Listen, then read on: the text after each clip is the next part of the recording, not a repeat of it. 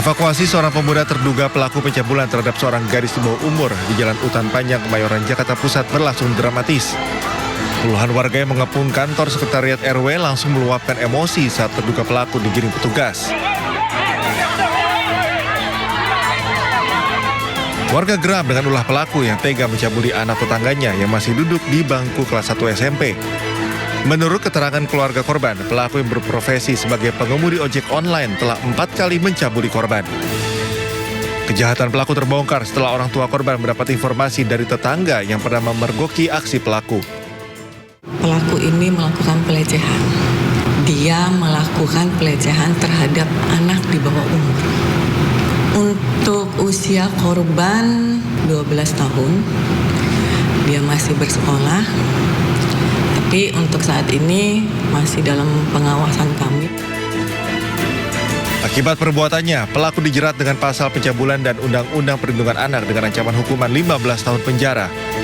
Sementara untuk korban akan diberikan pendampingan psikologis oleh petugas Sat PPA guna memulihkan trauma. Dari Jakarta, Rani Sanjaya, iNews melaporkan.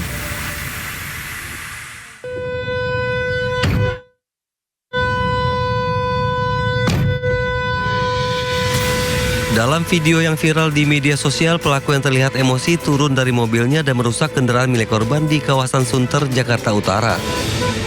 Akibat kejadian tersebut, korban mengalami kerugian sekitar 50 juta rupiah. Kurang dari 24 jam pelaku ditangkap polisi di sebuah SPBU di kawasan Keramat Raya, Kuitang, Jakarta Pusat. Motif tindakan pelaku murni karena emosi saat di jalan. Tersangka mengaku kesal karena merasa tidak diberi jalan oleh korban. Kemudian pelaku menghadang kendaraan korban lalu turun dan menuduh korban telah menabrak kendaraannya. Pelaku kemudian melakukan tindakan anarkis dengan menghancurkan kaca spion serta menekuk wiper hingga patah.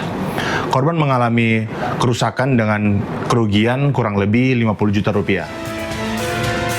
Berdasarkan hasil pemeriksaan, motif tindakan pelaku murni karena emosi sesaat di jalan raya. Tersangka mengaku kesal karena merasa tidak diberi jalan oleh korban. Dari Jakarta, Rizky Palupi, iNews melaporkan.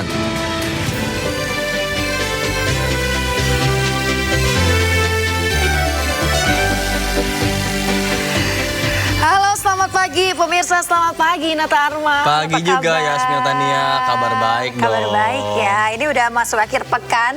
Nampaknya pemirsa juga sudah memiliki rencana mungkin untuk menghabiskan waktu akhir pekan kemana. Kalau di Jakarta kan masih ada PRJ nih, Pekan Raya Jakarta ya. Ini merupakan hari terakhir ya besok ya. H-1 menjelang penutupan. Nah biasanya banyak banget nih kayak diskon-diskon spesial menjelang penutupan. Kan lumayan. Diskon 10% ya kan. Atau paket-paket bundling yang ditawarkan para tenan di sana ya. Tapi keramaian ini Nata dan cukup bisa tidak hanya terjadi di PRJ ya, tapi juga di negara Republik Indonesia kita tercinta, khususnya terkait dengan kabar dari lingkungan Kejaksaan Agung RI, di mana Jampitsus Febri Adriansyah ini resmi mengundurkan diri dari jabatannya pada Sabtu 11 Juli 2026 hari ini. Ya, hore, akhirnya mundur. Maksudnya gimana ya? Gak. Kan ini kan sempat ramai diisukan bahwa yang bersangkutan ini terlibat dalam kasus korupsi. Iya, PLN, batubara dan juga Krakatau Steel juga banyak banget. Dan terkait dengan temuan pada saat penggeledahan oleh pihak kepolisian kan ada 13 titik sejauh ini pemirsa. Ini salah satunya ditemukan sebanyak 74 kg emas dan uang ratusan miliar rupiah yang disita polisi yang kemarin itu sempat menggeledah kafe dan juga rumah di Sentul ya. Kemudian di Jakarta hingga di Tangerang. Nah jika kita bandingkan emas sitaan tersebut, ternyata nih Nata, fun fact-nya adalah beratnya ini lebih dari total kandungan emas di lidah api Tugu Puncak Monas seberat 72 kg. Kalau misal dikiloin mantep banget itu ya. Aduh. Satu keping aja nih. Udah berapa? 1 gram ini kalau saya cek di aplikasi ya 2,5, 2,4 lah ya. Hitung sendiri. Dikali 1.000, itu 1 kilo. Nah. 1 kilo. Ini kalau 74 kilo ya mantap sih. Aduh. Bisa kayak mendadak. Oke, sementara Presiden Prabowo Subianto juga sentil pejabat Polri hingga kejaksaan agar pejabat negara ini harus bekerja untuk kepentingan masyarakat, bukan ke kantong curang atau kantong pribadi. Betul, dan kita akan membahas selengkapnya pemirsa dalam program Sindo Today, program yang menghadirkan informasi terhangat hari ini bersama saya Yasmina Tania. Dan saya Nata Arman. Sebelum kita memulai seluruh rangkaian Sindo Today, redaksi kami juga telah menyiapkan 3 berita pilihan dan ini dia.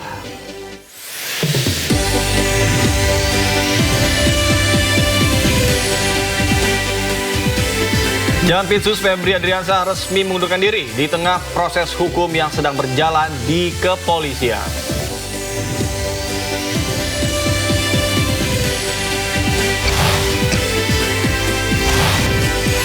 Iran meluncurkan serangan balasan ke pangkalan militer Amerika Serikat di Yordania dan Kuwait.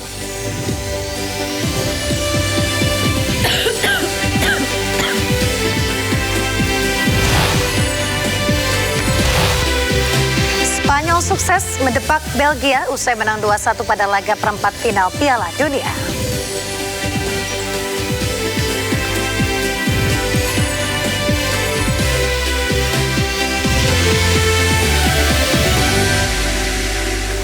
Pemirsa, kita ada informasi mengejutkan yang datang dari lingkungan Kejaksaan Agung Republik Indonesia.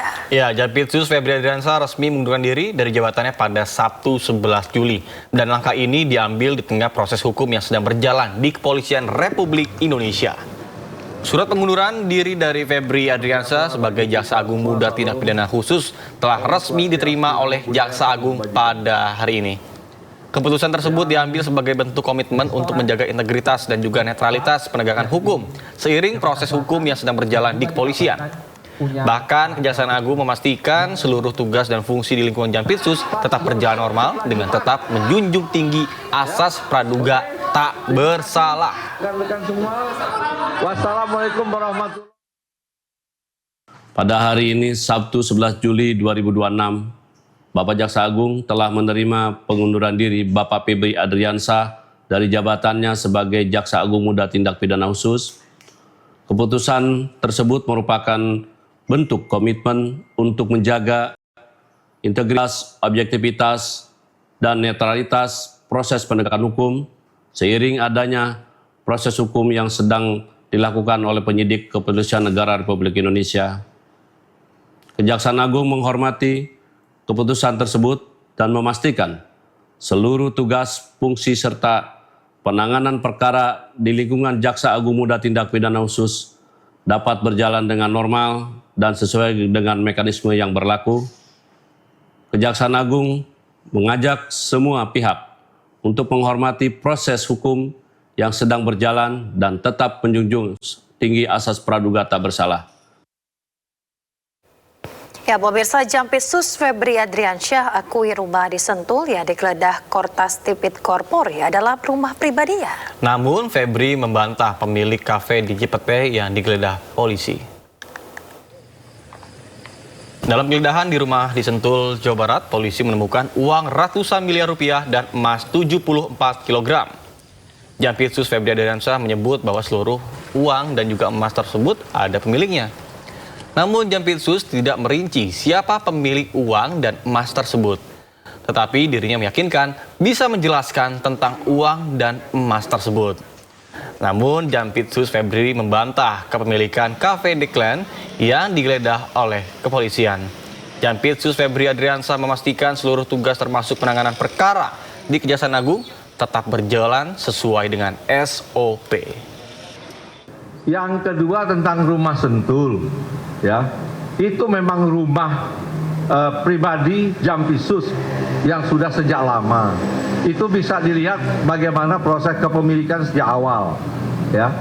Dan mengenai uang tadi kan sudah saya jelaskan yang ditemukan bahwa itu ada pemilik, ya, bahwa itu ada kegiatan, ada orang-orang juga terima kegiatan, itu bisa juga ditanya, kemudian juga ada beberapa kegiatan bangunan yang bisa dicek.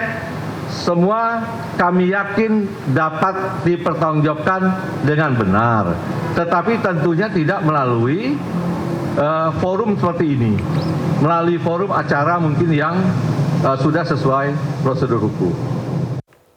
Pemirsa, dalam kasus dugaan tindak pidana pencucian uang, polisi pamerkan barang bukti hasil penggeledahan di 13 titik. Pada kasus dugaan pencucian uang ini, polisi sudah memeriksa 15 saksi dan belum menetapkan tersangka pada kasus ini. Bahkan selain itu, polisi pamerkan tumpukan uang tunai dalam pecahan rupiah, dolar Amerika Serikat, dan dolar Singapura. Barang bukti berupa emas batangan juga turut dipajang.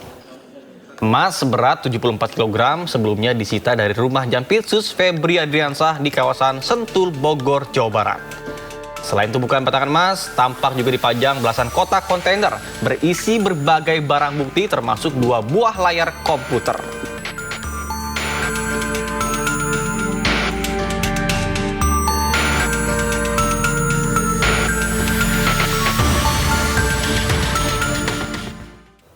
Ya, pemirsa, Jampitsus Febri Adriansyah membenarkan rumah mewah di kawasan Sentul, Bogor, Jawa Barat yang digeledah kepolisian merupakan rumah pribadi miliknya. Namun Febri tak menjelaskan gamblang soal uang miliaran rupiah dan emas 74 kg yang ditemukan di brankas dalam tembok rumah.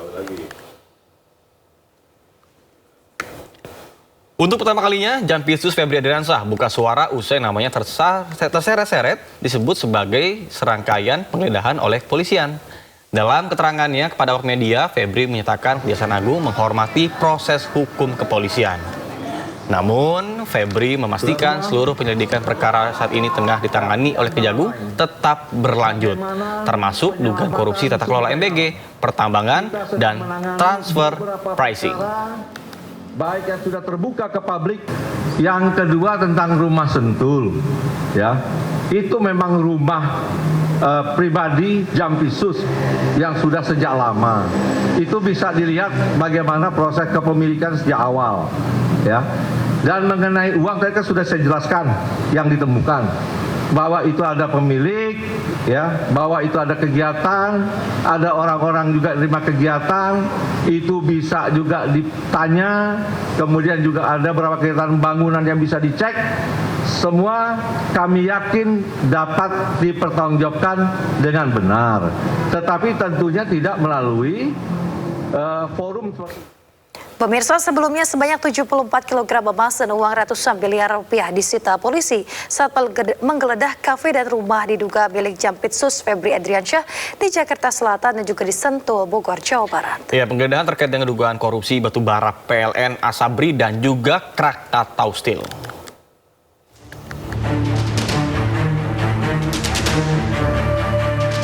Polisi menggeledah sebuah rumah di kawasan Sentul, Bogor, Jawa Barat. Penggeledahan ini terkait penyelidikan kasus korupsi batubara PLN, Asabri, dan PT Krakatau Steel. Polisi menyita 74 kg emas, uang 4 juta dolar Amerika, 14 juta dolar Singapura, serta uang sebesar 100 juta rupiah. Estimasi total jika dirupiahkan mencapai 476 miliar rupiah. Assalamualaikum warahmatullahi wabarakatuh. Rekan-rekan media, terima kasih. Saya akan sampaikan update berkaitan hasil penggeledahan rumah di Parahyangan, Blok 2 nomor 2, Bogor. Ditemukan brankas terkunci, setelah dibuka berisi 7 koper. Yang pertama 74 kg emas batangan, kemudian 4.767.300 USD, kemudian 14.083.800 SGD, kemudian 100 juta rupiah.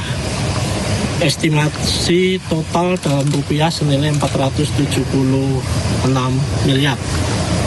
Kemudian kita juga telah melakukan penyitaan beberapa dokumen-dokumen termasuk handphone, kemudian beberapa foto keluarga yang diduga pemilik rumah dan pemilik barang dalam brankas. Selanjutnya barang bukti akan kita lakukan penyitaan. Saya kira itu. Terima kasih. Ini sebenarnya rumah siapa, Pak? Itu masih dalam proses pendalaman oleh penyidik. Tapi apakah sudah ada yang ditangkap? Sampai saat ini masih pada proses untuk penggeledahan, kemudian beberapa pembuktian. Itu belum ada yang ditangkap, Pak? Belum, masih nunggu. Terkait penggeledahan ini terkait kasusnya, tadi sudah dijelaskan, nanti secara detail akan kita sampaikan setelah seluruhnya proses penyidikan dilakukan. Ini selanjutnya nih penggeledahan yang gimana lagi Pak? Tentu teknis ya. Saya kira itu. Terima kasih. Hasil temuan ini berasal dari brankas yang berada di balik dinding. Sebelumnya, penyidik Kortas Tipikor Mabes Polri juga menggeledah sebuah restoran The Clan dan Money Changer di Cipete, Jakarta Selatan. Penggeledahan ini terkait kasus korupsi batu bara, PLN, Asabri, dan Krakatau Steel. Dari dalam restoran The Clan, penyidik menyita uang pecahan dolar Amerika Serikat dan Singapura senilai 60 miliar rupiah. Sementara dari tempat penukaran uang atau money changer, penyidik Kortas Tipikor Mabes Polri menyita uang senilai 7,2 miliar rupiah. Bersama 3 orang saksi, tumpukan uang tersebut kemudian dibawa penyidik ke Polda Metro Jaya sebagai alat bukti. Penyidik membawa 7 koper, 2 box kontainer, dan 1 kardus yang berisi uang dan dokumen. Tim Liputan iNews melaporkan. Pemirsa, kami akan kembali merincikan terkait dengan barang bukti sejumlah uang yang sudah digeledah oleh Barreskrim Polri. Pertama di kafe The Clan Signature, pemirsa, ditemukan $3.130.000 Singapura setara kurang lebih 37,71 miliar rupiah. Kemudian uang sebesar 889.965 US dollar atau setara kurang lebih 16,09 miliar rupiah. Kemudian ditemukan juga uang rupiah senilai 259,16 juta rupiah. Total semuanya diperkirakan mencapai 67 miliar rupiah. Kemudian di rumah kawasan Sentul City ditemukan 74 kg emas setara kurang lebih 205,69 miliar rupiah. Lalu 14.083.400 dolar Singapura dan 4.767.300 dolar Amerika Serikat. Ada juga uang senilai 100 juta rupiah. Total semuanya menjadi kurang lebih 476 miliar rupiah. Sementara pemirsa, penggeledahan di Money Changer senilai 7,2 miliar rupiah.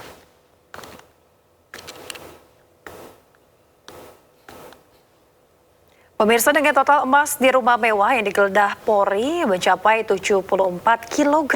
Ya, maka berat emas yang dibawa dari rumah di Bogor itu mengalahkan berat emas lidah api Tugu Puncak Monas.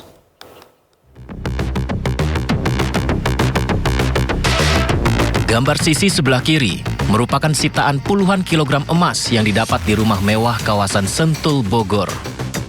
Karena tak bisa dibawa sekaligus, emas tersebut kepingannya dimasukkan ke dalam beberapa koper kecil untuk dibawa ke markas Polda Metro Jaya sebagai barang bukti. Setiap koper ditandai, seperti koper 2, 25 batang emas 1 kg, dengan total keseluruhan emas yang disita ternyata mencapai 74 kg.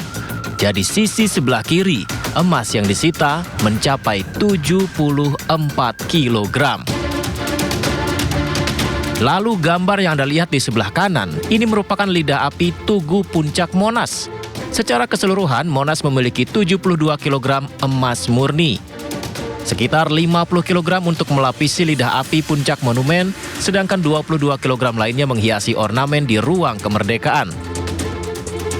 Sehingga jika benar dari informasi yang beredar, maka emas sitaan sisi sebelah kiri 74 kg lebih berat dari sisi sebelah kanan emas 72 kg lidah api Tugu Puncak Monas. Bedanya, yang satu tersimpan rapi di rumah pribadi, yang satu dijaga dengan penuh kehormatan di Tugu Perjuangan Rakyat Monumen Nasional Jakarta. Ya, pemirsa, kinerja Polri dalam mengungkap kasus dugaan korupsi di tubuh Kejagung memang mendatangkan sejumlah respon dari publik di media sosial. Namun pemirsa, tidak hanya di media sosial, melainkan dukungan juga kepada Polri terlihat dari karangan bunga yang berdiri di depan Ditreskrimum Polda Metro Jaya. Sebanyak 3 karangan bunga dengan model yang serupa berdiri di depan Direktorat Reserse Kriminal Umum Polda Metro Jaya. Dalam karangan bunga tersebut tertulis pesan yang berbeda-beda. Bahkan diantaranya Presiden Prabowo Subianto bersama dengan Polri, jangan mundur, rakyat bersama Polri, dan Bravo Polri, rakyat bersama Polri. Namun hingga kini belum diketahui siapa yang mengirim karangan bunga tersebut.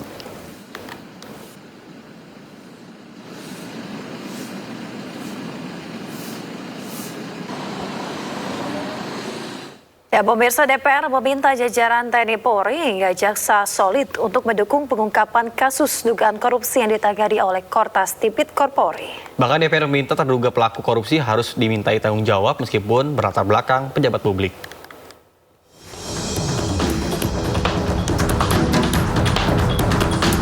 Komisi 3 DPR RI mendukung pengusutan kasus dugaan korupsi oleh Kortas Tipikor Mabes Polri. Ketua Komisi 3 DPR RI Habibur Rahman menegaskan semua pihak yang diduga terlibat kasus korupsi harus dimintai tanggung jawab di depan hukum apapun jabatannya. Kasus ini harus diusut tuntas dalam koridor presisi, yakni prediktif, responsibilitas, transparansi, berkeadilan, dan independen. Siapapun yang terlibat dalam korupsi batubara ini harus dimintai pertanggungjawaban secara hukum. Sementara anggota Komisi 3 DPR RI, Sudesan Tandra, meminta jajaran TNI Polri hingga jaksa solid mendukung pengungkapan kasus dugaan korupsi yang ditangani Kortas Tipikor Polri. Menurutnya, terduga pelaku korupsi harus dimintai tanggung jawab meskipun berlatar belakang pejabat publik. Kepada TNI Polri untuk solid, termasuk jaksa juga. Termasuk jaksa, solid di belakang penyidik Kortas Tipikor untuk bagaimana mengungkap perkara ini seterang-terangnya, sejelas-jelasnya, dan memberikan informasi kepada masyarakat dan menghukum pelakunya seberat-beratnya. Tidak penting dia pejabat, dia pengusaha, karyawan, yang tinggi rendah semua sama di depan hukum. Maka kami meminta agar ini harus ditegakkan setegak-tegaknya. Saat ini Polda Metro Jaya menjaga ketat barang bukti kasus korupsi batubara. Pengamanan dilakukan dengan personil bersenjata lengkap. Dari sejumlah lokasi yang digeledah, penyidik menemukan berbagai barang bukti berupa uang ratusan miliar rupiah, puluhan kilogram emas batangan, dokumen, hingga perangkat elektronik yang masih didalami keterkaitannya dengan perkara. Dari Jakarta, tim liputan Anyus melaporkan. Pemirsa, setelah menggeledah rumah mewah, kafe, dan money changer, tim gabungan kepolisian kembali menggeledah 5 ruko di kawasan Cipete, Jakarta Selatan. Ya, penggeledahan terkait dengan pengusutan sejumlah kasus korupsi besar.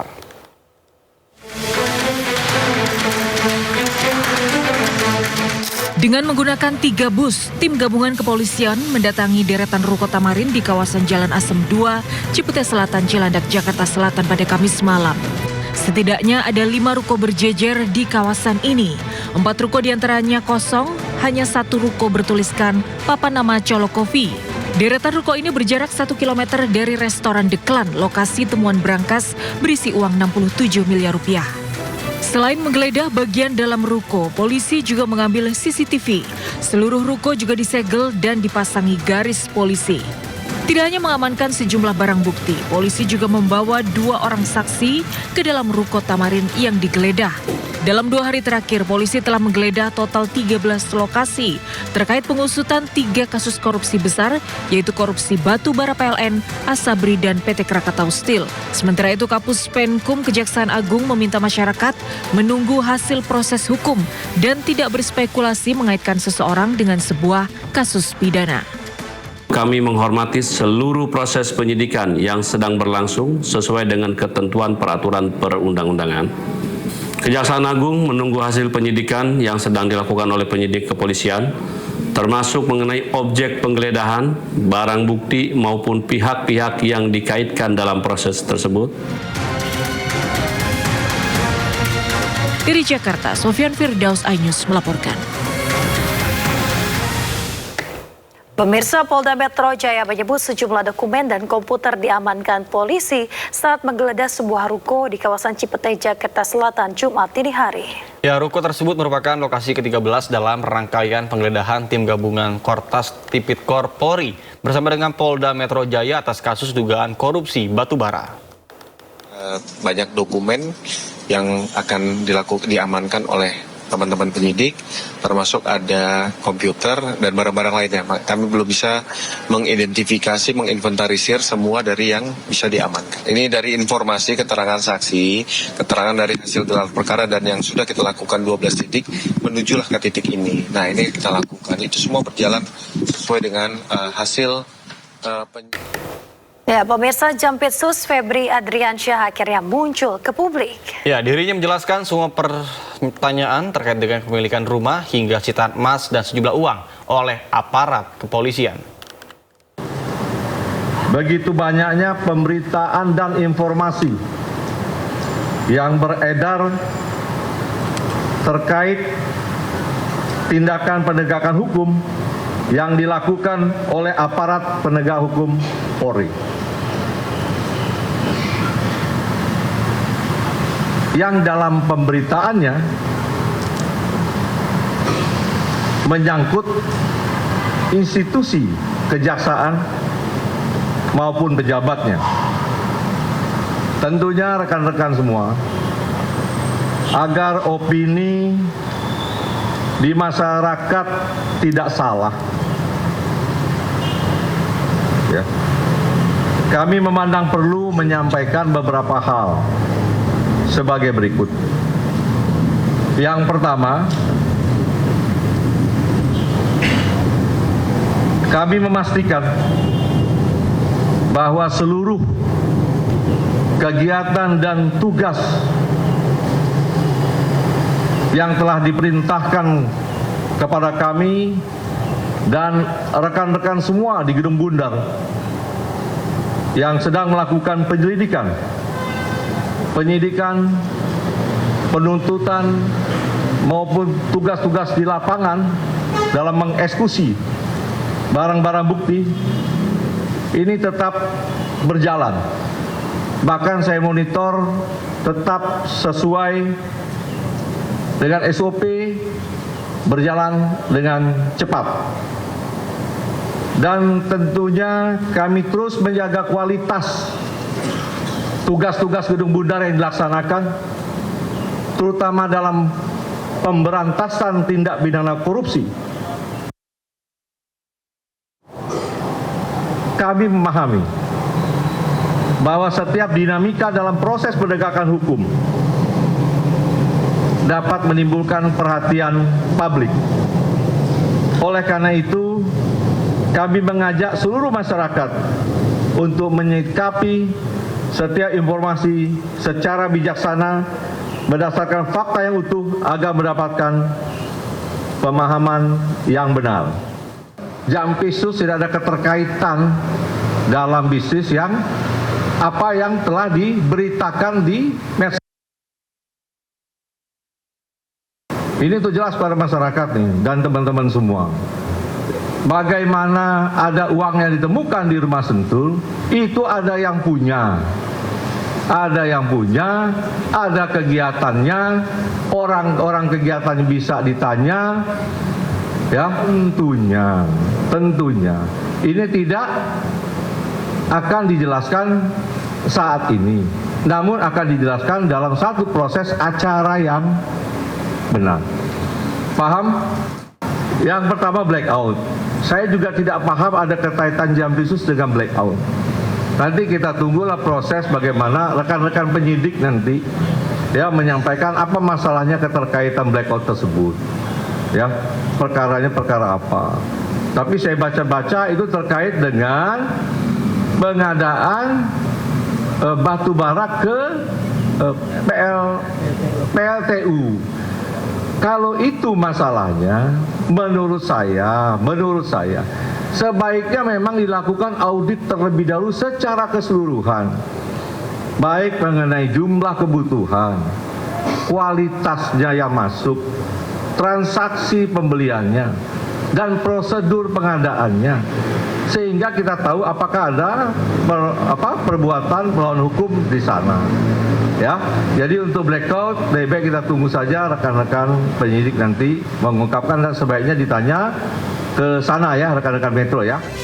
Dibantah terkait yang Cipete, tapi kan ada penggeledahan juga yang di rumah Sentul yang dalam video-video yang beredar itu ditemukan juga salah satu foto keluarga. Nah, apakah ada bantahan terkait itu? Itu tentang rumah Sentul, ya.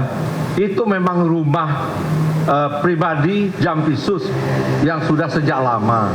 Itu bisa dilihat bagaimana proses kepemilikan sejak awal, ya.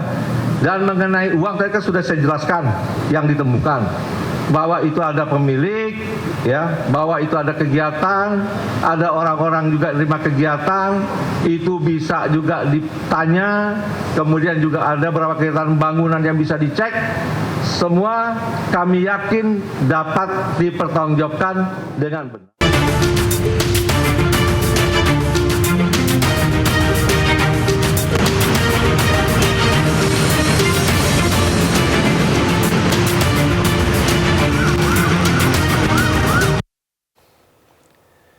Ya pemirsa, kita akan simak pantauan lalu lintas pada hari ini dan kami telah terhubung dengan Brigadir Cici Yarangga dari lokasi. Selamat pagi Brigadir Cici. Bagaimana pantauan arus lalu lintas dari tempat Anda melaporkan saat ini? Silakan. Ya, baik, terima kasih Nata dan Yasmin di studio, serta selamat pagi pemirsa. Mari kita lihat bersama mobilitas arus kendaraan di sekitaran kawasan Pancoran pagi hari ini dengan aktivitas masyarakat yang sudah mulai meramaikan sekitaran kawasan Pancoran. Di mana pagi hari ini sendiri pemirsa untuk kendaraan-kendaraan yang melintas dari arah Pasar Minggu ataupun Depok yang nantinya akan lurus menuju ke arah Tebet ataupun ke arah Manggarai, begitupun dengan kendaraan dari arah sebaliknya hingga saat ini dalam keadaan ramai dan lancar, di mana untuk kendaraan-kendaraan sendiri terjadi perlambatan kecepatan kendaraan dikarenakan adanya antrian traffic light, namun kendaraan yang melintas pada kawasan ini masih terbilang menempuh kecepatan yang cukup normal di 45 km per jamnya. Dan untuk kendaraan dari arah sebaliknya, yaitu dari arah Tebet ataupun ke arah dari arah Manggarai yang nantinya akan menuju ke arah Pasar Minggu ataupun Depok, juga pagi hari ini masih terpantau dalam keadaan ramai dan lancar. Hal yang sama juga terpantau dari kendaraan-kendaraan arah Cawang ataupun dari arah Halim yang nantinya akan menuju ke arah Semanggi. Begitupun untuk kendaraan-kendaraan yang berdatangan dari arah Semanggi ataupun dari arah Gatot Subroto yang nantinya akan lurus menuju ke arah Pancoran ataupun juga yang akan menuju ke arah Cawang. Pada umumnya kendaraan yang melintas pada kawasan Pancoran sendiri masih didominasi oleh kendaraan pribadi juga kendaraan umum.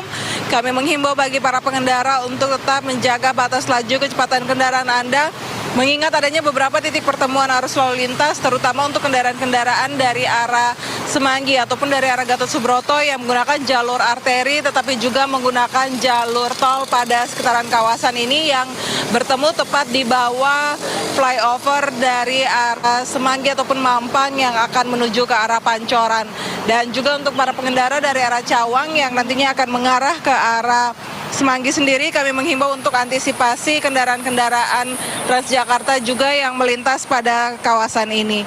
Serta pagi hari ini pemirsa, kami mengupdate kembali data RSMS Korlantas Polri angka kecelakaan lalu lintas yang kami terima selama 1x24 jam di seluruh Indonesia. Tercatat telah terjadi sebanyak 248 kasus laka lantas dengan rincian 20 meninggal dunia, 49 luka berat dan 379 luka ringan. Dari 248 kasus laka lantas yang kami terima, 61% terjadi pada waktu siang hari. Penyebab laka lantas mayoritas dikarenakan pengemudi kurang konsentrasi terhadap lalu lintas dari depan dan gagal menjaga jarak aman dan 103 laka terjadi dikarenakan pengemudi gagal menjaga jarak aman kendaraan. Untuk itu dihimbau bagi para pengendara agar selalu menjaga batas laju kecepatan kendaraan Anda dan juga menjaga jarak aman kendaraan Anda demi menjaga keamanan bersama di jalan. Dan pemirsa, untuk Anda yang ingin mengupdate informasi lalu lintas menemani akhir pekan Anda, pemirsa juga dapat menghubungi call center kami di 1550669 atau dapat menghubungi WA center kami di 0858715669 serta dapat mengunjungi profil Instagram kami di @korlantas.ntmc-polri. Nata dan Yasmin, demikian informasi lalu lintas yang dapat kami update pagi hari ini. Semoga bermanfaat bagi kita semua dan silakan kembali ke Anda di studio. Ya, baik, terima kasih Brigadir Cicia Rangga atas laporan Anda dari kawasan Simpang Pancoran, Jakarta Selatan. Selamat bertugas kembali dan salam presisi.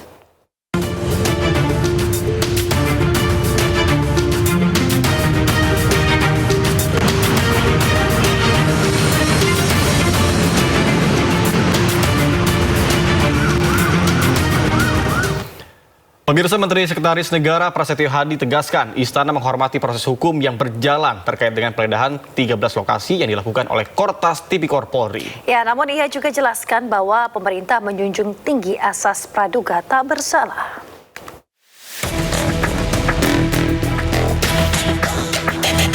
Istana melalui Menteri Sekretaris Negara Prasetyo Hadi merespon penggeledahan 13 lokasi yang dilakukan Korps Pemberantasan Tindak Pidana Korupsi Polri terkait kasus korupsi besar. Dalam keterangan pers hari Jumat, Mensesnek tegaskan Presiden Prabowo Subianto memiliki komitmen yang sangat kuat dalam pemberantasan korupsi. Prasetyo Hadi juga katakan bahwa pemerintah menghormati setiap proses hukum yang sedang dilaksanakan oleh aparat penegak hukum, dalam hal ini kepolisian. Pemerintah juga menjunjung tinggi asas praduga tak bersalah sehingga terhindar dari spekulasi maupun penilaian yang tidak produktif. Sementara itu, menurut Prasetyo, yang tidak kalah penting saat ini adalah menjaga konduktivitas, stabilitas, dan persatuan sebagai sesama anak bangsa.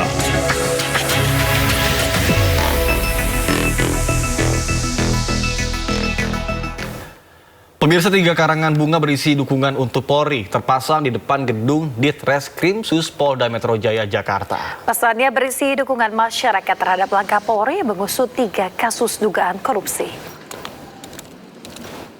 Sejumlah karangan bunga terpasang di depan gedung Ditreskrimsus Polda Metro Jaya, Jakarta. Masing-masing karangan bunga bertuliskan pesan Bravo Polri, rakyat bersama Polri, jangan mundur rakyat bersama Polri, serta Presiden Prabowo bersama Polri. Karangan bunga tersebut menjadi bentuk apresiasi dan juga dukungan agar Polri terus melanjutkan proses hukum terkait 3 kasus dugaan korupsi.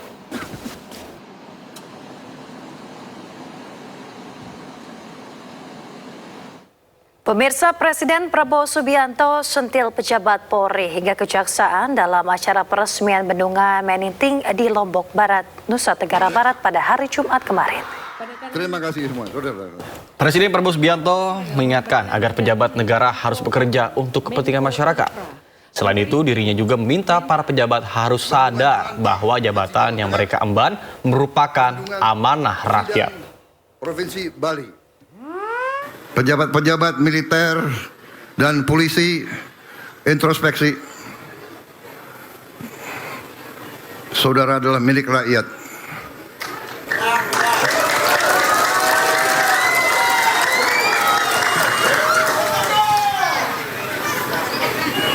Bintangmu dari rakyat. Sepatumu dari rakyat. Topimu dari rakyat. Jangan pernah lupa itu.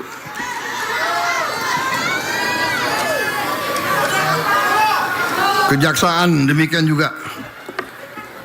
Anda jaksa ya? Ya. Pakai bintang juga kau. Kau juga milik rakyat. Pemirsa, untuk mengetahui seperti apa kelanjutan kasus yang menjerat Jampitsus Febri Adriansah, sudah ada rekan kami Kea Dela Rosa bersama dengan juru kamera Sutrisno yang melaporkan langsung dari Polda Metro Jaya. Ya, selamat pagi Kea. Pasca penggeledahan oleh tim kepolisian, Jampitsus Febri Adriansah mundur pasca buka suara. Apakah nanti akan ada proses lanjutan yang akan dilakukan oleh pihak kepolisian? Silakan. Selamat pagi Nata, Yasmin dan juga pemirsa. Mohon maaf saat ini saya tidak dapat mendengar pertanyaan Anda, namun hingga saat ini Sabtu pagi ini kondisi terkini di Polda Metro Jaya memang terpantau kondusif. Walaupun demikian, saya tadi masih melihat banyak sekali mobil dari pasukan Brimob yang tetap berjaga di sekitaran kawasan Polda Metro Jaya.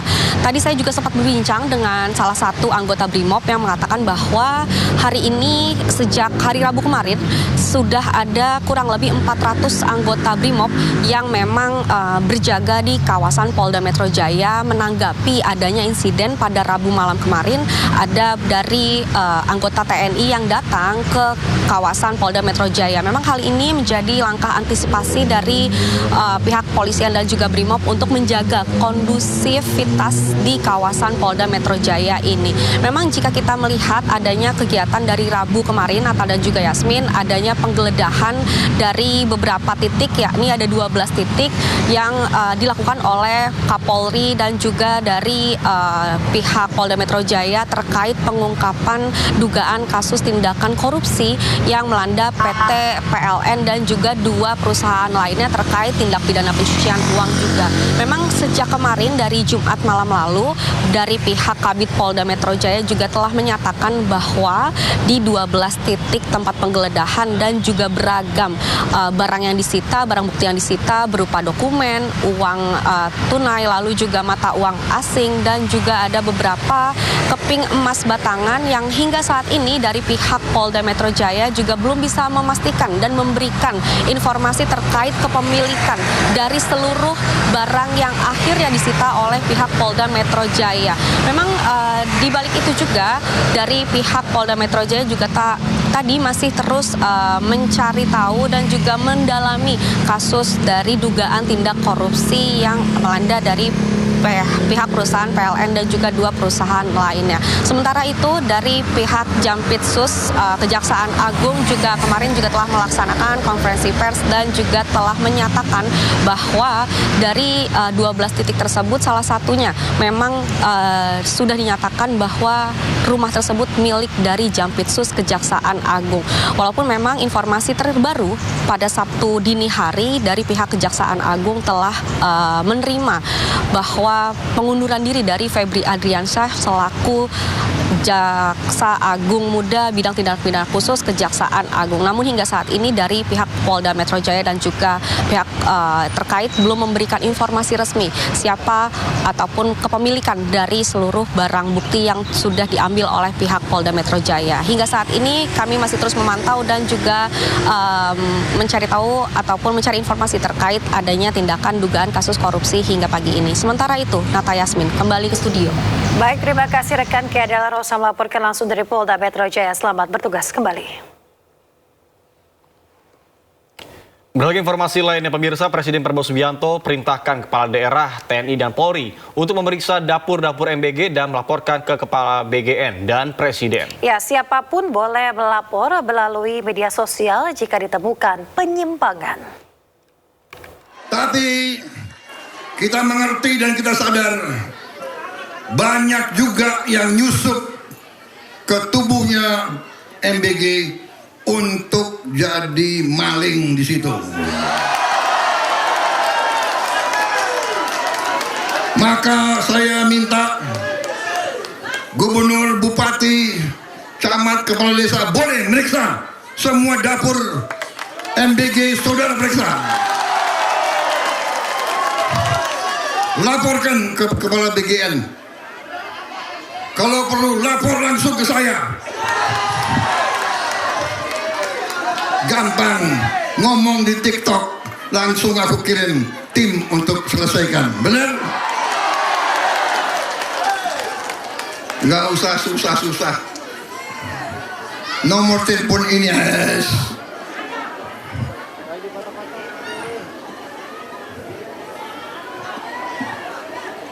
Dandim, Kapolres, Kapolsek, silakan periksa. Periksa yang artinya baik. Jangan manggil-manggil mau ngerjain, jangan.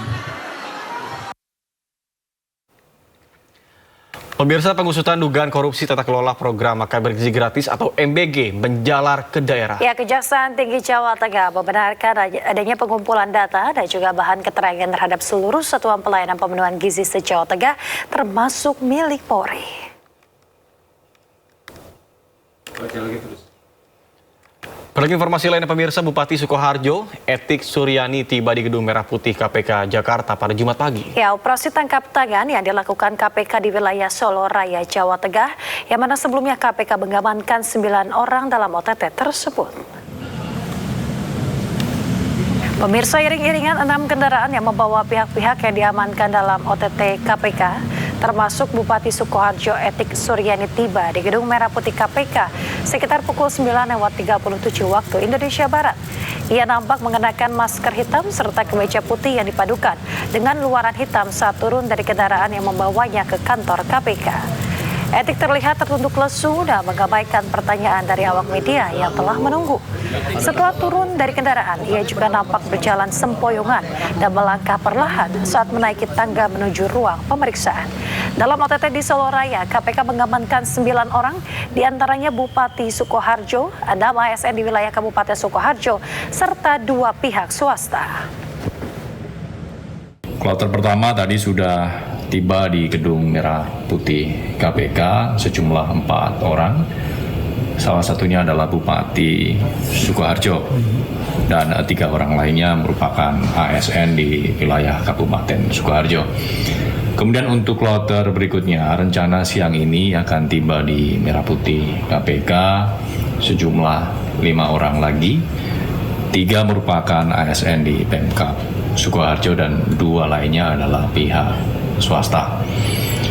Pihak-pihak tersebut diantaranya diamankan di wilayah Wonogiri, Solo, dan juga Sukoharjo. Selain mengamankan sejumlah orang tersebut, tim juga mengamankan barang bukti, diantaranya dalam bentuk logam mulia, kemudian uang tunai, baik rupiah maupun falas, ada dolar Australia, kemudian juga ada dolar. Sebelumnya Bupati Sukoharjo, Etik Suryani yang terjaring dalam operasi tangkap tangan KPK diperiksa di Mapolres Surakarta. Etik dijemput di rumahnya oleh petugas setelah diduga terlibat dalam kasus pemerasan terhadap perangkat daerah di wilayah yang dipimpinnya. Etik Suryani menjabat sebagai Bupati Sukoharjo sejak tahun 2021. Etik terpilih lagi pada tahun 2025 yang lalu. Dapat undangan yaitu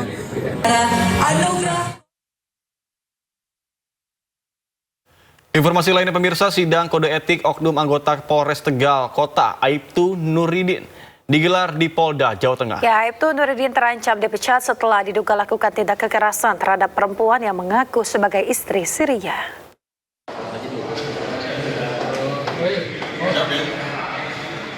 Sidang kode etik yang digelar di ruang sidang bidang Propam Polda Jawa Tengah Semarang menghadirkan 5 saksi, mulai dari anggota kepolisian, aparat desa, hingga warga yang mengenal dekat Aibtu Nuridin. Keterangan saksi menjadi pertimbangan majelis dalam menentukan ada atau tidaknya pelanggaran etik yang dilakukan Aibtu Nuridin. Selain menjalani proses pidana, Aibtu Nuridin juga menghadapi proses kode etik Polri. Jika terbukti melakukan pelanggaran berat, yang bersangkutan terancam dijatuhi sanksi pemberhentian tidak dengan hormat atau PTDH dari Dinas Kepolisian. Hari ini di Propam Polda Jawa Tengah melaksanakan sidang kode etik terhadap terduga pelanggar Aibtu Nuridin, di mana yang bersangkutan diduga melakukan pelanggaran, yaitu melakukan hubungan dengan perempuan di luar ikatan perkawinan yang sah, dan juga yang bersangkutan diduga melanggar penyalahgunaan narkoba. Kasus ini mencuat setelah korban melaporkan dugaan penyekapan, penganiayaan, kekerasan seksual, hingga penyiraman air keras yang diduga dilakukan Aibtu Nuridin. Korban juga mengaku dipaksa mengonsumsi narkoba selama menjalani hubungan dengan terlapor. Dari Semarang, Jawa Tengah, Wisnu Wardana, iNews melaporkan. Tersangka kasus dugaan fitnah ijazah Presiden ke-7 Joko Widodo, Roy Suryo kembali menjalani sidang pra-peradilan jilid kedua di Pengadilan Negeri Jakarta Selatan. Setelah sebelumnya gugatannya terkait penggeledahan dan penahanan dikabulkan sebagian, kini pihak Roy Suryo fokus menguji keabsahan status tersangka yang disandangnya.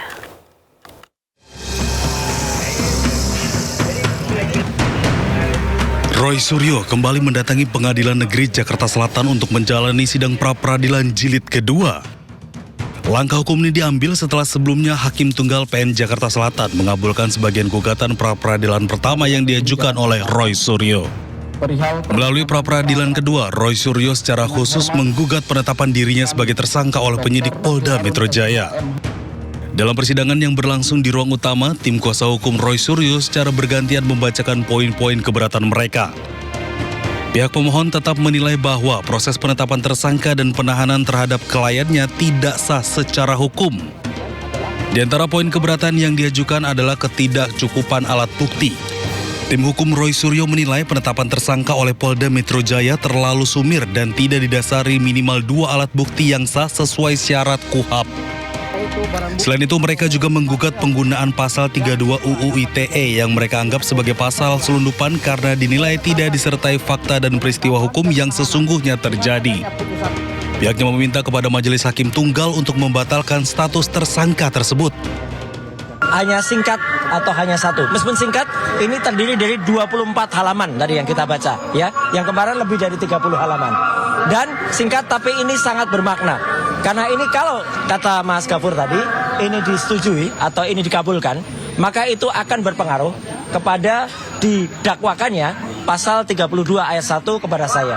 Karena alasannya tadi jelas, Pak Yasena tadi juga sudah mengatakan apa yang nanti akan diuji itu tidak berkesesuaian antara barang fisik, barang analog, dan barang digital.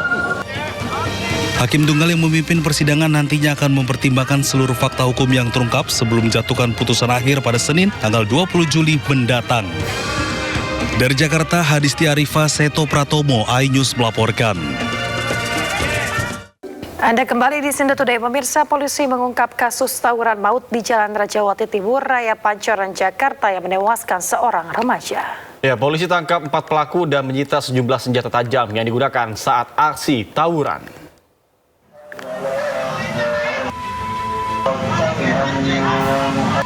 Satreskrim Polres Metro Jakarta Selatan berhasil mengungkap kasus tawuran maut yang terjadi di Jalan Rawajati Timur Raya Pancoran, Jakarta dengan menangkap 4 pelaku. Keempat pelaku terdiri dari 3 anak berhadapan dengan hukum serta 1 tersangka dewasa.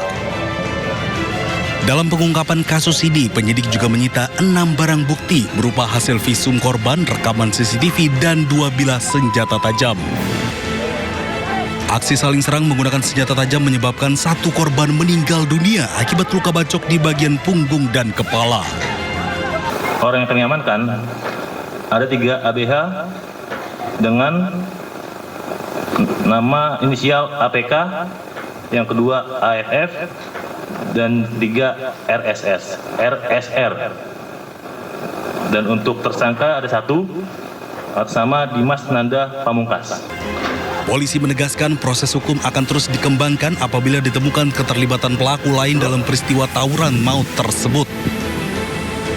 Dari Jakarta, dan Helmi Sajangbati, iNews melaporkan.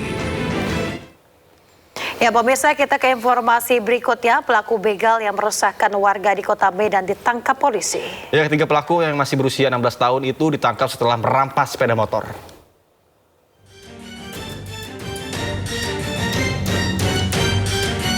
Inilah rekaman detik-detik aksi para pelaku begal di Jalan Selamat, Kota Medan, Sumatera Utara. Dalam rekaman yang viral di media sosial, terlihat 3 pelaku membuntuti korban yang sedang mengendarai sepeda motor seorang diri. Memanfaatkan kondisi jalan yang sepi, para pelaku melancarkan aksinya. Mereka menghentikan korban, lalu mengancam dengan sebilah celurit hingga korban menyerahkan sepeda motor miliknya. Setelah ditangkap, 3 pelaku beserta barang bukti sebilah celurit langsung diamankan ke Mapolsek Medan Kota. Petugas berhasil meringkus 3 pelaku setelah menerima laporan korban dan melakukan penyelidikan dengan berbekal rekaman CCTV.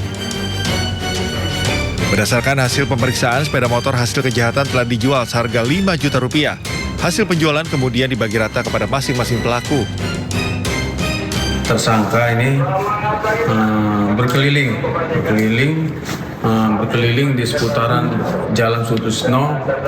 Setelah itu mereka melihat korban sendirian mengendarai sepeda motor. Mereka mengikuti dari jarak kira-kira 100 meter.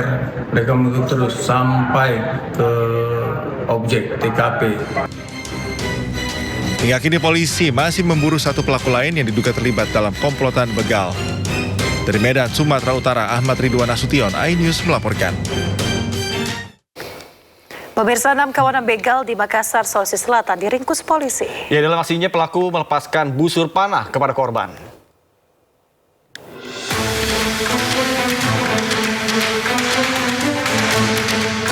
CCTV merekam komplotan begal yang tengah melintas membawa motor hasil rampasan dari seorang warga di Jalan Tanjung Bunga, Kota Makassar, Sulawesi Selatan. Tidak hanya merampas motor, pelaku juga tega melukai korbannya dengan busur panah.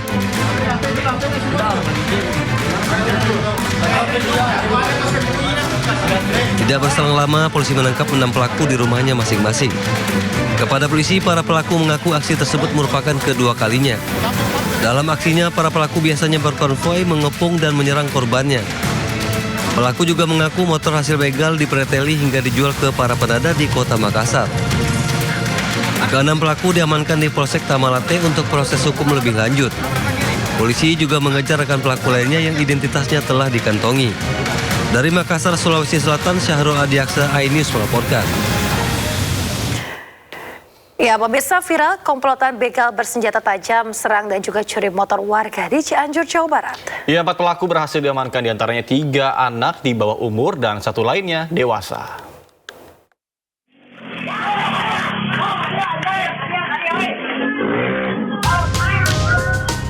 Beginilah rekaman CCTV saat komplotan begal motor bersenjata tajam serang dan curi motor warga di Jalan Raya Sukaluyu, Desa Selajambe, Kecamatan Sukaluyu, Cianjur, Jawa Barat. Dari hasil pemeriksaan polisi, kejadian bermula saat sekumpulan warga sedang berkumpul di salah satu ruko, tiba-tiba diserang menggunakan senjata tajam. Warga yang panik ketakutan langsung berhamburan berlarian menyelamatkan diri. Video tersebut viral di media sosial. Sebanyak 4 orang pelaku berhasil diamankan jajaran Satreskrim Polres Cianjur dan Polsek Sukaluyu. 3 orang diantaranya berstatus anak masih di bawah umur dan 1 lainnya dewasa.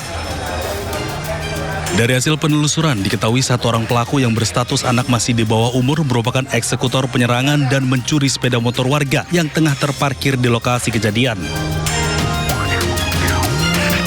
Tidak ada korban jiwa maupun luka dalam kejadian tersebut, namun petugas berhasil mengamankan 2 bilah senjata tajam berupa celurit dan 2 unit sepeda motor.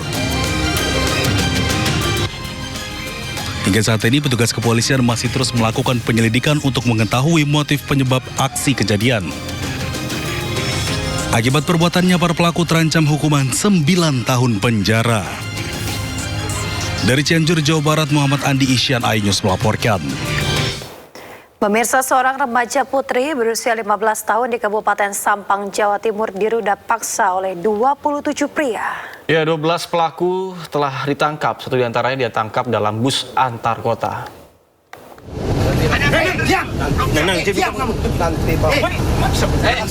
Salah satu pelaku pemerkosaan terhadap remaja putri 15 tahun ditangkap oleh anggota kepolisian Polres Sampang di dalam bus antar kota di wilayah Bangkalan saat hendak kabur keluar kota.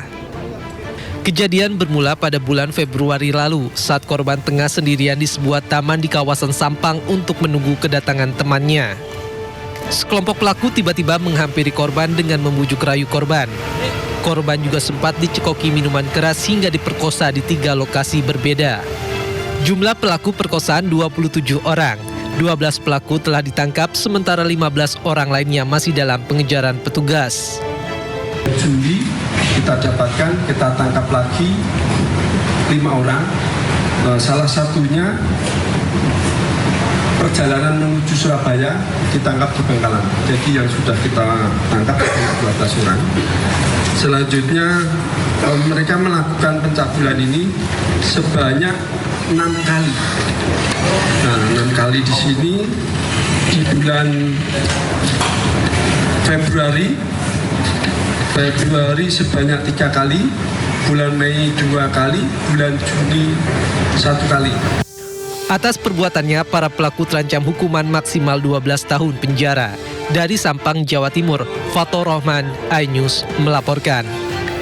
Kita ke informasi berikutnya, pemirsa, sebuah rumah dan toko makanan di Joglo, Jakarta Barat ludes terbakar. Ya, kebakaran diduga akibat obat nyamuk bakar yang menyambar bahan yang mudah terbakar. Pindahin. Ya nggak keburu, Kak. Itu udah gede langsung apinya. Ya Allah, Robi. Rumah dan toko penjual makanan di Jalan Langgar, Joglo, Jakarta Barat ludes terbakar. Udah kata, madam. Banyaknya material yang mudah terbakar membuat kobaran api cepat membesar dan sulit dipadamkan. Bahkan barang-barang yang berada di dalam rumah dan toko tak luput dari kobaran api. Petugas pemadam kebakaran yang tiba di lokasi berjibaku memadamkan api agar tak merembet ke bangunan lain. Peristiwa ini diduga akibat bara obat nyamuk yang menyambar ke barang-barang yang mudah terbakar.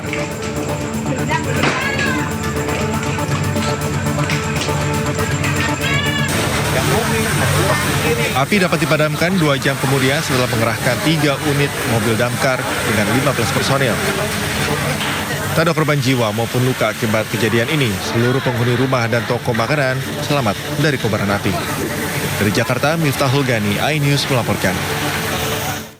Pemirsa, sebuah kecelakaan terjadi melibatkan 2 buah truk dari arah berlawanan di Lampung. Akibatnya 3 orang yang merupakan penumpang salah satu truk tewas di lokasi.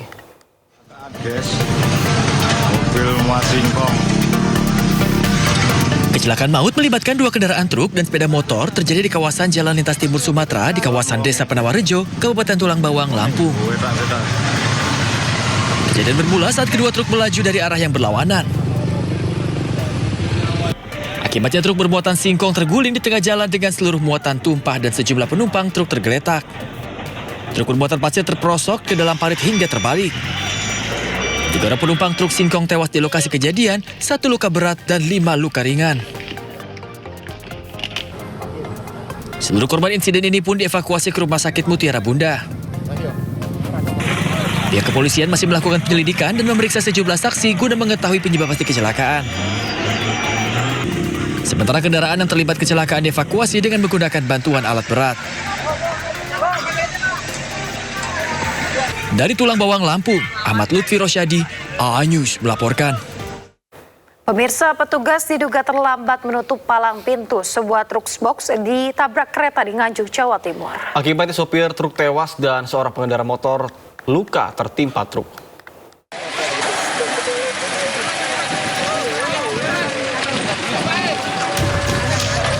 Peristiwa kecelakaan terjadi di perlintasan rel kereta api di Desa Bogor Kulon, Kecamatan Bogor, Kabupaten Nganjuk, Jawa Timur, Kamis siang. Kecelakaan bermula saat truk ekspedisi yang dikemudikan korban melaju kencang dari Nganjuk ke arah Madiun. Saat tiba di perlintasan kereta api, tiba-tiba ada kereta api Logawa yang posisinya sudah sangat dekat dan langsung menabrak truk tersebut.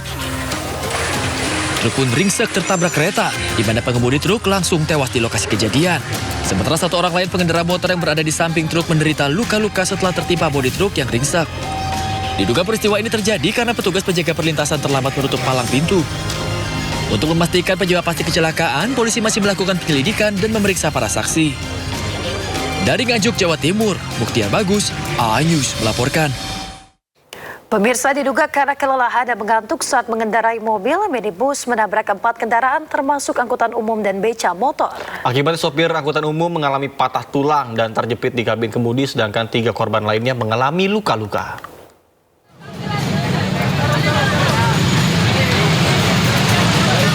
Kecelakaan beruntun melibatkan minibus dan 4 kendaraan lain termasuk angkutan umum dan becak motor terjadi di Jalan Poros Goa, Takalar, Kabupaten Goa, Sulawesi Selatan.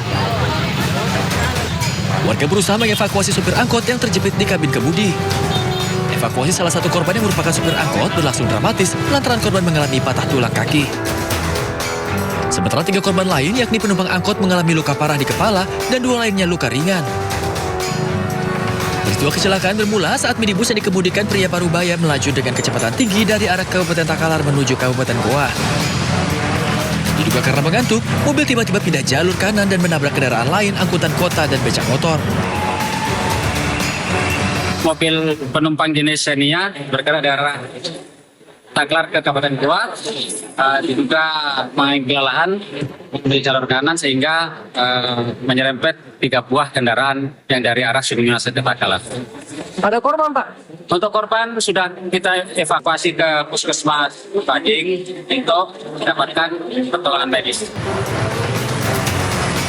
Kasus kecelakaan ini pun kini ditangani petugas unit Gakum Satlantas Polresta Goa, Sulawesi Selatan. Guna penyelidikan, kelima kendaraan dibawa ke posko unit Gakum Satlantas Polresta Goa sebagai barang bukti. Dari Kabupaten Goa, Sulawesi Selatan, Hukma, A-News melaporkan.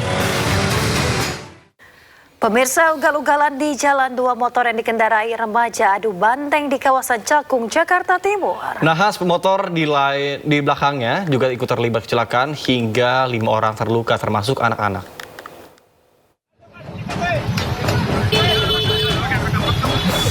Innalillahi wa inna kecelakaan. Pengguna jalan geger saat melihat 3 motor beserta 5 orang korban tergeletak di tengah jalan dan pinggir jalan.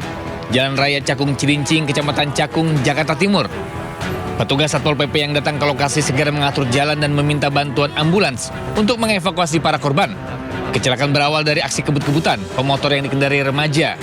Saat tiba di lokasi, pengendara tidak mampu mengendalikan kecepatannya hingga terlibat adu banteng dengan pemotor dari arah berlawanan. Naas, satu kendaraan lain yang berada di belakangnya tak sempat mengerem hingga menabrak 2 sepeda motor yang sebelumnya mengalami adu banteng. Saat ini 5 korban termasuk anak-anak menjalani perawatan di rumah sakit.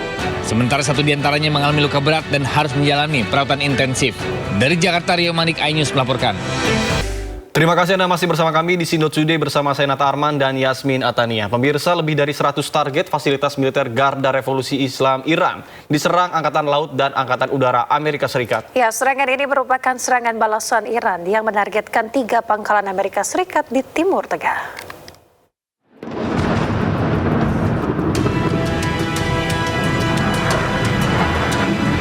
Lebih dari 100 target fasilitas militer Garda Revolusi Islam Iran diserang Angkatan Laut dan Angkatan Udara Amerika Serikat.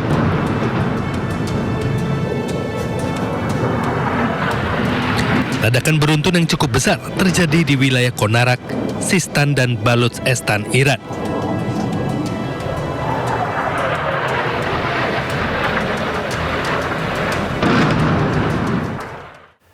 Pemirsa, Iran meluncurkan rudal ke pangkalan militer Amerika Serikat di Yordania dan Kuwait. Ya, serangan balasan tersebut diluncurkan usai Amerika Serikat Iran saling serang sejak hari Selasa.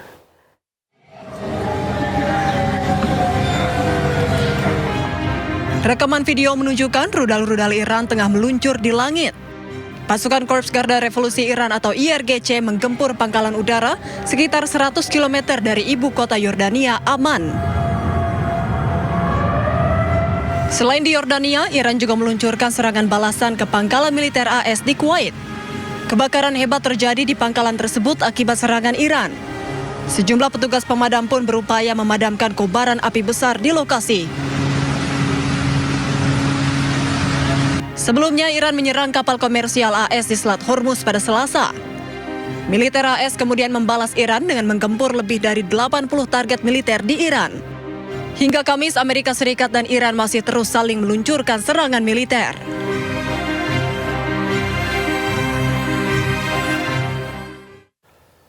Pemirsa, Garda Revolusi Iran kembali melancarkan perang psikologi. Kali ini mereka mengeluarkan video berisi detik-detik saat menembakkan rudal ke pangkalan Amerika Serikat yang berada di kawasan Timur Tengah. Pemirsa, Korps Garda Revolusi Iran kembali merilis rekaman serangan. Kali ini mereka mengeluarkan video peluncuran rudal ke pangkalan Amerika Serikat yang berada di kawasan Timur Tengah. Serangan ini adalah balasan atas serangan Amerika Serikat ke beberapa lokasi di Iran. Dalam pernyataannya, Iran menegaskan pasukan Angkatan Laut dan Udara telah melakukan operasi gabungan. Mereka menyasar infrastruktur dan juga fasilitas penting milik Amerika Serikat yang berada di Kuwait dan juga Bahrain. Kuwait dan Bahrain mengatakan pertahanan udara mereka berhasil mencegah serangan Iran. Serangan Iran ini dikecam oleh beberapa negara termasuk Mesir dan Uni Emirat Arab.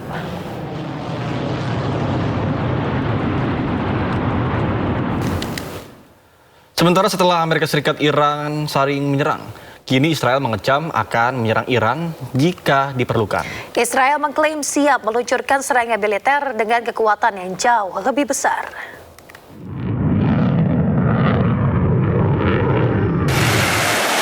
Menteri Pertahanan Israel Katz mengancam akan menyerang Iran lagi saat pertempuran kembali terjadi antara Iran dan Amerika Serikat. Dalam pidatonya pada seremoni militer, Katz menyebut Israel siap melanjutkan kembali operasi militer terhadap Iran jika diperlukan.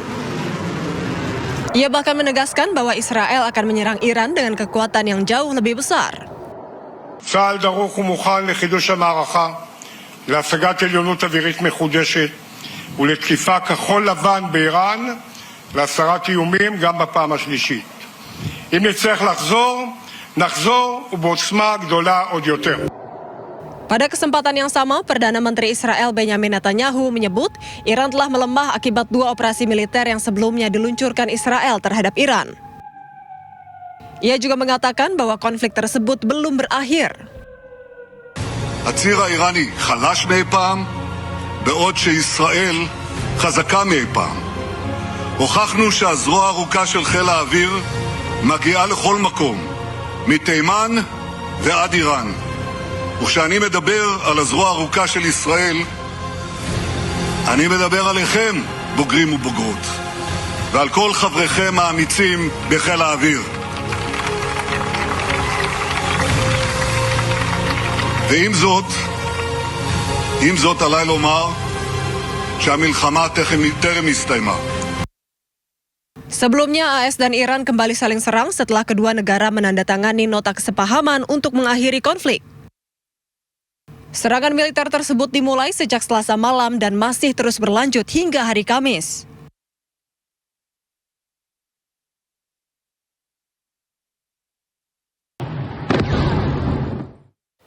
Pemirsa, Zionis Israel mengklaim telah menghancurkan sebuah gudang senjata milik pejuang Hizbullah di Lebanon Selatan.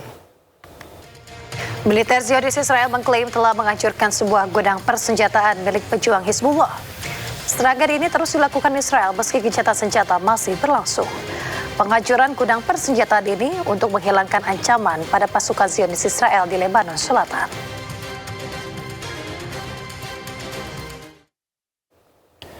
Pasukan Zionis Israel menghancurkan 5 terowongan Hamas di Gaza, Palestina. Sebelumnya, pasukan Zionis Israel mengklaim telah membunuh salah satu pejuang Hamas.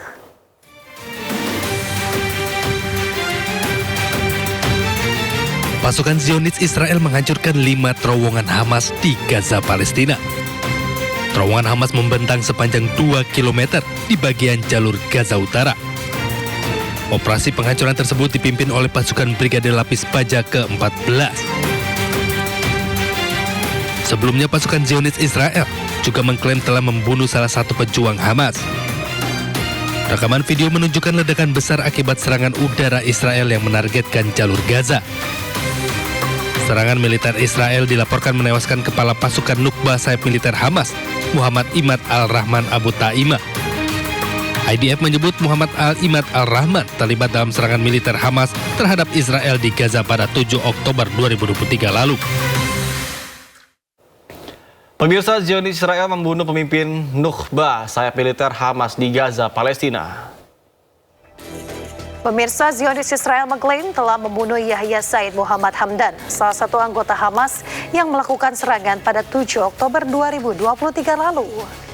Hamdan berencana melakukan serangan terhadap Zionis Israel dan juga memulihkan pejuang Hamas di Gaza.